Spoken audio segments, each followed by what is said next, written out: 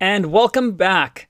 In the last section, we talked about the World Wide Web and the internet and what the differences were. And then I promised you that we'll finally talk about some HTML, CSS, and JavaScript. So I've been vaguely referencing these files and just told you that they're simple text files for now. But what are they specifically? Well, initially, if you remember, we had Tim Berners-Lee who created the very first website. And this website uses HTML.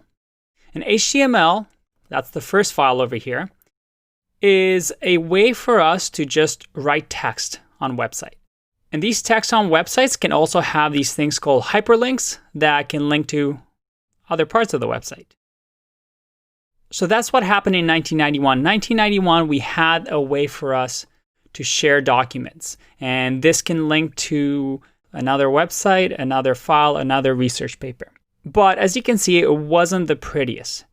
So in 1995, 1996, two technologies came into being. One was CSS and one is JavaScript. Now, what did they allow you to do? Well, CSS solved the problem of, well, this is nice and all, but it wouldn't be nice if we had some visual aspects. We can toy around with this website and make it look pretty. And then JavaScript said, well, ideally we'll be able to have something like this website where, I can click over here, I can shop now, I can put in my credit card and get these fancy slippers, and I can do all this interactive things with my website. So let's play around with this and try and incorporate from this basic HTML file to add some CSS and JavaScript to this page. The way we're going to do that is we're going to go into View, Developer, and Developer Tools. So you might remember this from our previous lessons. So once you click on that, you'll get this pop up at the bottom of the screen. For some of you, it might be on the right side, but it doesn't matter. You'll get both things. And we've seen this before. And if you look at the top over here, it says HTML.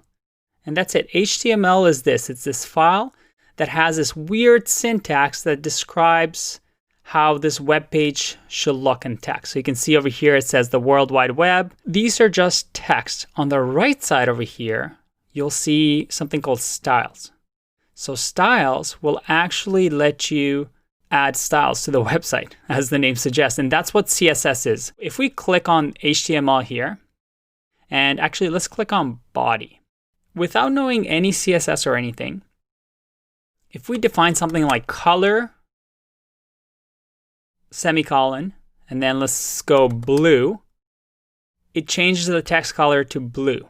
Chrome lets you play around with websites and actually inject some CSS into this HTML. Without knowing any CSS, we can kind of play around, type in a letter, and it will have a drop down. So let's see over here if we can do background color. Let's make it, I'm going to press tab. I'm going to do red. Make the website really, really, well, frankly, pretty ugly. But that's CSS right here. We've just added some CSS to this basic website. Let's turn this red color off because it is not pretty. Okay, so HTML, text and links, CSS, pretty colors. Now, how can we add some JavaScript? So remember, we have three files over here.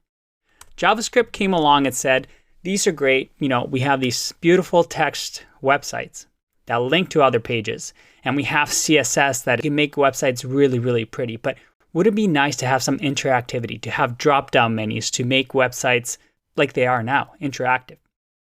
We can actually do this, again, with the developer tools. If you click on console over here, without knowing any bit of JavaScript, for now we're just going to show you a simple JavaScript line. And we're going to type in alert and let's say, hi there, exclamation marks. And I press enter. And look at that.